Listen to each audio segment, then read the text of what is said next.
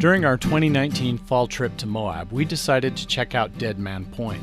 Deadman Point is a series of overlooks on the east side of the Green River, just north of the borders of Canyonlands National Park. There are many ways to get to the overlook from Moab. We chose to start at Mill Canyon, heading west until it reaches Debinky Well Road, where we followed it to the south until the intersection to the Deadman Point Trail. We followed it to a couple of the overlooks, and then returned back to the Debinky Well intersection, this time heading south on Mineral Bottom to Highway 313 and eventually out Long Canyon to Moab.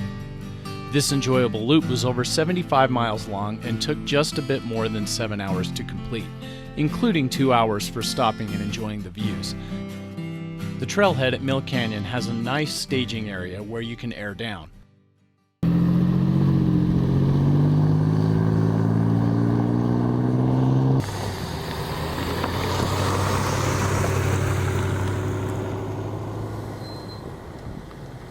The road through Mill Canyon is loose and sandy in good weather, but can turn into a muddy mess with deceptively deep holes when storms blow through. We took this route the opposite direction to exit 3D Trail one year during the 1993 Easter Jeep Safari. I was sitting passenger seat in a YJ as a young kid when the Ford Ranger in front of us hit one of the puddles going pretty quick and 4-low and promptly rolled on its side.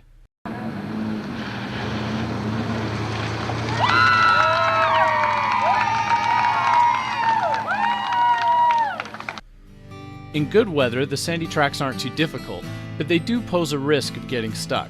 I'd rate this portion of the trail a difficult 2, maybe an easy 3. The Debinky Well portion is a sandy graded road with occasional outcroppings of slick rock, rated as an easy 2. Not technical at all, but the scenery is fantastic.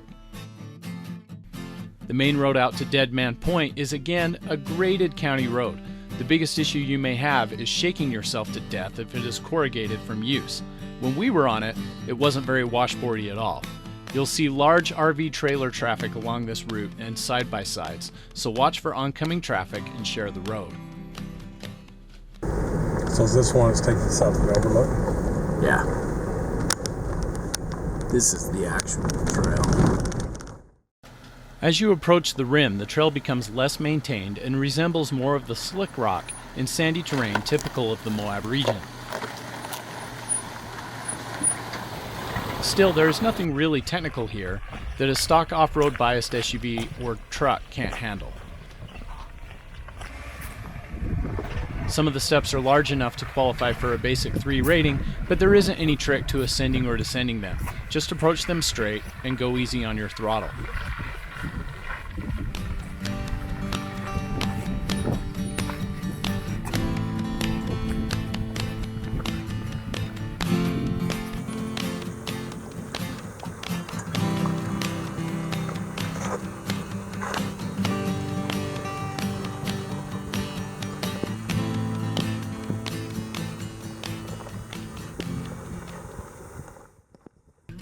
The lookouts are fantastic, but the drops are steep. Keep an eye on any pets, young children, and those older folks who might be a bit too adventurous at heart. From the southernmost overlook, you can see the trail up Hellroaring Canyon, an optional side route at the end of the White Rim Trail. Not only are you near Canyonlands National Park, but to the north is an active airstrip, just out of sight on the banks of the Green River. Because of this, please leave your drones at home. It is very tempting to want to fly here and record the stunning vistas, but you would be directly in the path of any descending and ascending tour planes or helicopters. I was hoping to contact the owner of the airstrip and see if I could achieve permission and authorization to fly, but I couldn't get it done in time. With the 5-mile no-fly radius at the airstrip and the national park to the south, pretty much every vista is covered in some sort of no-fly zone, so please leave your drones at home. We only had time to enjoy a couple of the overlooks.